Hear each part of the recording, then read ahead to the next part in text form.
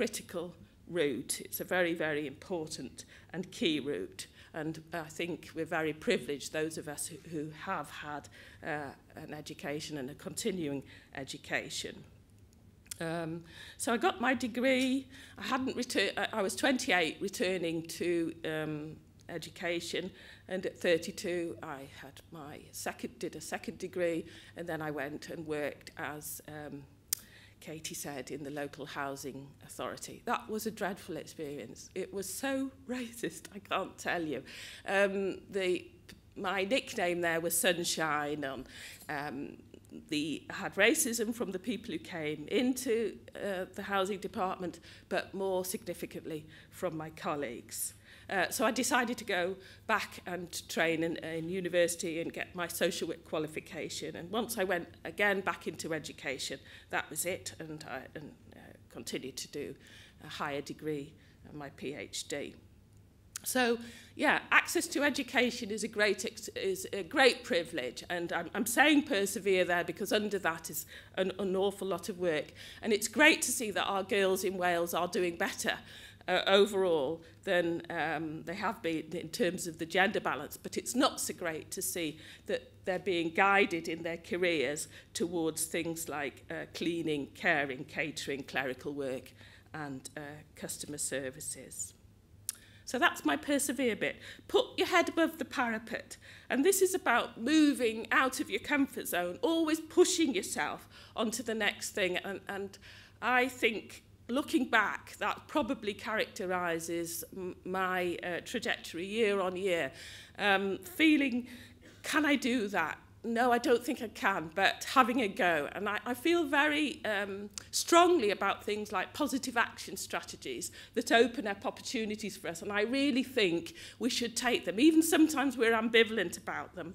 I remember the minister phoning me up and asking me if I would chair the Child Poverty Task Group for Wales. For Wales, the the group that was going to tackle child poverty in Wales. And I thought, no, I can't do it, no, I can't do it. I really can't do it. And she said, yes, you can, yes, we can.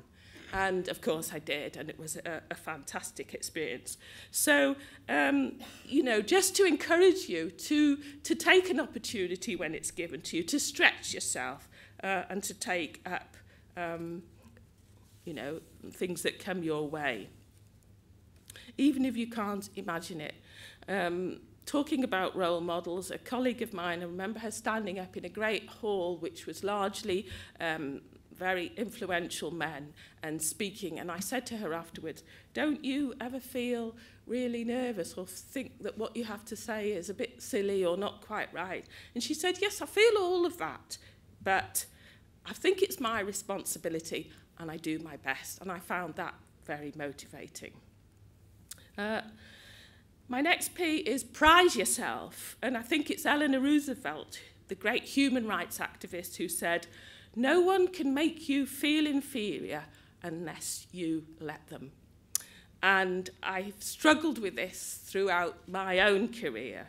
It's a kind of inner mallet that's, knocking me down all the time, an inner voice that's saying, well, other people can do that much better than you, you're not quite good enough, and so on and so forth. And I think the real challenge is to deal with that inner voice that is trying to bring you down. And from a wonderful literature, I understood the power of stories. I'd read people like Toni Morrison and Angela Walker and Maya Angelou and all those books, but they weren't quite the same as my experience in Wales. So I decided then to write Sugar and Slade and share my personal story with others as a way of valorising the position of other people of mixed heritage in Wales and saying, well, we belong, even though my experience had been very much one of feeling a sense of unbelonging.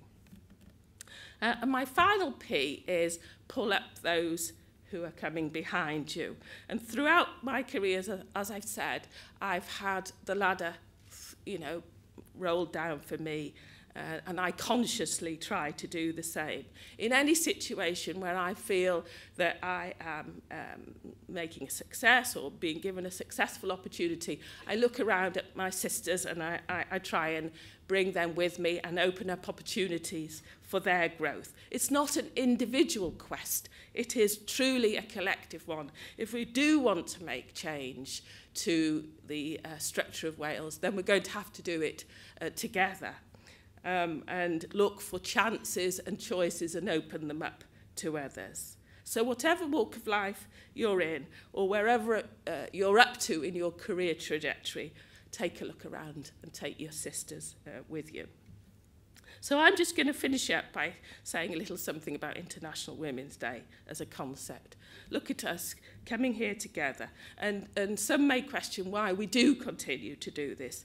I very much believe in this type of opportunity, a chance to share our aspirations, to share what we have in common, to share our concerns, to nurture each other and to give each other strength. And that is how we will achieve progress for all. Thank you very much for listening to my story.